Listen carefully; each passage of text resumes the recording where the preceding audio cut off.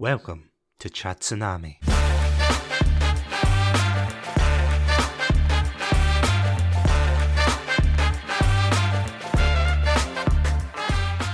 Hello everybody and welcome to another episode of Chatsu Shorts. In this episode I'm going to be talking about a rather peculiar experience I had playing Dungeons & Dragons. Without any further ado, hope you enjoy.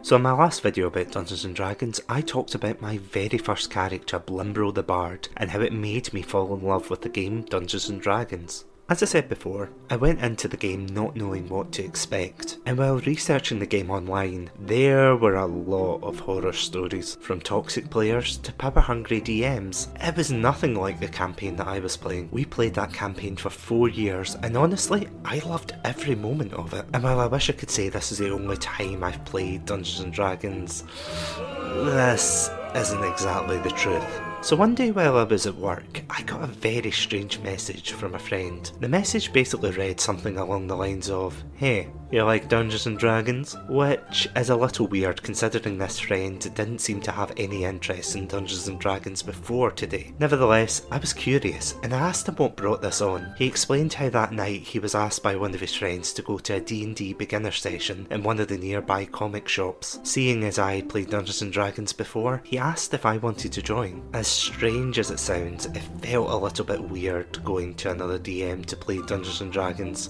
I almost wondered if this was the tabletop equivalent of cheating. Nevertheless, I accepted, and the three of us met up that night to go to the comic shop. I know I say this a lot about Dungeons & Dragons, but I actually didn't really know what to expect when I came in. As far as I was aware, this was just a beginner session, and as we walked in and explained to one of the staff members that were here for the D&D night, he basically turned round and asked us for £3. Bit of a surprise, but I thought, okay, they're a business. I guess they need the money to run these beginner sessions. Ladies and gentlemen, this would be what we call red flag number 1. The second red flag arose when we were asked to roll our characters. Yes, you heard that right, roll our characters. To those of you out there who have played Dungeons & Dragons, you'll realise how long it takes to roll a character. Since this was meant to be a beginner session, I initially thought that we would have pre-made character sheets, or even ones from the book. However, although it took us nearly an hour for our characters to get sorted, the guys who actually helped us out with them were really friendly, so props to them. So as we finished rolling our characters, the comic shop began to fill up with the sound of patrons ready to play a game of Dungeons & Dragons. As my friend and I looked around to see where we were supposed to be sitting, the third red flag flew up the flagpole. One of the staff members looked around and in a kind of nonchalant way said, "Oh, you can join those guys." To give context, those guys were a group of Dungeons & Dragons players who'd been playing for a good while now, and essentially they were just throwing us beginners in the middle of their campaign. Unfortunately, we were already there, and there was not much we could really do about it. So we sat down with the other players and began to introduce ourselves. Before I go on, I just want to clarify something first. While some of the players were a little bit awkward, they weren't nasty, so I just want to throw that out there first. Second of all, I'm not trying to gatekeep the way that people play D&D. Everyone is entitled to play the way they want. Unfortunately, this game was a little different. So before we begin, you might be wondering what kind of character I rolled before the session started. Deciding to choose something a bit bulkier than Blimbro the Bard, I decided to go for a paladin who I aptly named Dreich. Now for those of you outside Scotland, Dreich is a Scots word for grey or cloudy weather, which is probably an apt summary of this game. Dreich was a paladin, adorned in golden armour. On his right arm he held a tower shield, while on his left his trusty sword. I feel a little bad for the character, I must admit, because I've never really had a chance to actually play him since this session. Maybe I'll bring him back in a future campaign, but I digress. So as the session started, we went around the table introducing our characters. The friend who had invited me decided to go a monk, which I have to admit is on the bucket list of characters I really want to play in D&D. The rest were your standard classes. A human ranger, a tiefling rogue, and there was even a half-orc there who, much like us, was in the same boat as being a new player. Not gonna lie, he was a pretty sound guy. So the DM threw his theatrics at us right at the beginning, making it clear that this session was going to be focused more on roleplay. Initially, this really got me intrigued. Unfortunately, it was too good to be true. As per standard practice, we all met in the tavern to get our first mission together. We were told that a number of Dragonborns were going missing within the city. A standard plot, but I could get into it. He then began to describe the city, talking about all the different Dragonborns that lived within it. He stated how the red Dragonborns lived in the more affluent areas, while blue Dragonborns were in the middle, and how the black Dragonborns lived in the poorer areas. Now yes, you did hear that right. And yes, it was pretty awkward for everyone. And while I think it was just a case of him getting carried away with his story, it was still an awkward tone to set. It didn't help, of course, that he brought attention to the fact, laughing it off and saying, "Oh no, that sounds bad, doesn't it?" Yes. Yes, it does. So our adventure soon led us into the sewers of the city.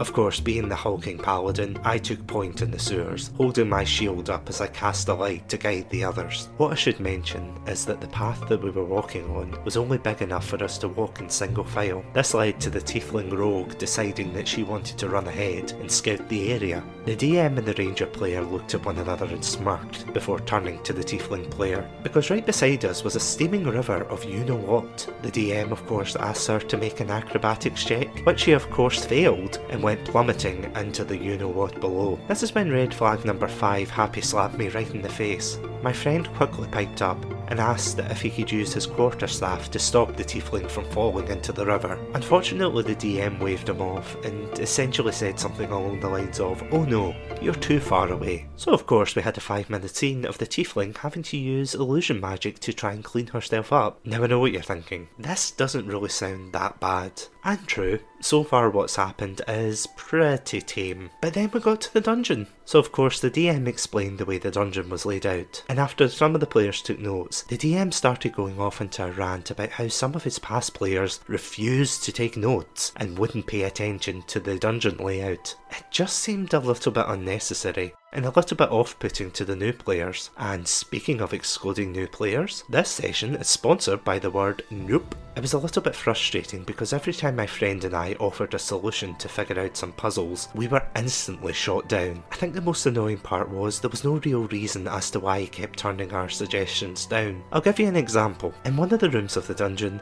there was a skull that would give you psychic damage every time you stared at it. So my friend quite frankly devised a really good plan. Since I had a tower shield, I would walk into the room holding it up high. Once that was done, my friend and the half-orc would come in behind me, using their quarterstaff and ranged weapons to try and dislodge the skull. We proposed the idea to the rest of the party, but they seemed a bit disinterested. This is where the session left a bad taste in my mouth, which now leads me to the ranger. Oh Christ, where do I begin with this guy? In one of the other rooms, there was a ruby laid out conspicuously in the middle of the room. Hovering before it were several sets of spikes, which would clamp down if anybody tried to reach the ruby. Clearly the ranger was a comedic character, so of course the first thing he did was declare that he was going to, and I quote, "grab the ruby." He failed the check and of course got gnomed by a giant trap. The party decided to leave the room as it wasn't really worth getting the ruby for all the pain that it would cause. And of course, the ranger said it again, that he was, and I quote once again, going to grab the ruby. And the same thing happened, again, and again, and again. And after getting down and using one of his abilities to resurrect himself, he tried again. I can't even remember how we got him to stop, but I just remember sighing with relief that it was finally over. And if you're curious out there, no, he didn't get the ruby. So eventually we solved the puzzle,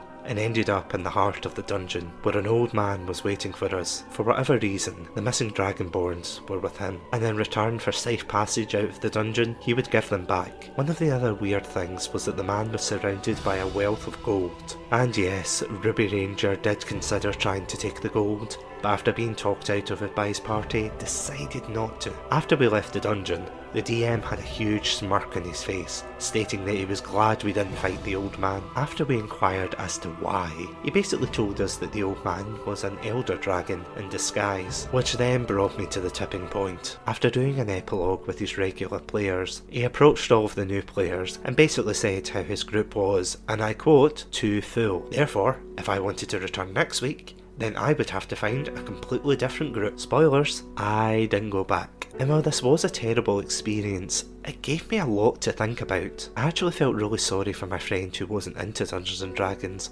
because this experience probably only soured his outlook on the game, and while his friend had the time of his life, we weren't exactly in the same boat. And this is the main thing, first impressions, especially in D&D, are everything. If that was my first exposure to Dungeons and Dragons, I don't think I would have ever played the game again. I was honestly so lucky to be able to play with my friends, although I have to admit, it did make a funny story for my other D&D friends. And while I realised that DMing takes a lot of hard work and commitment, there was no real justification as to why the DM acted in the way he did.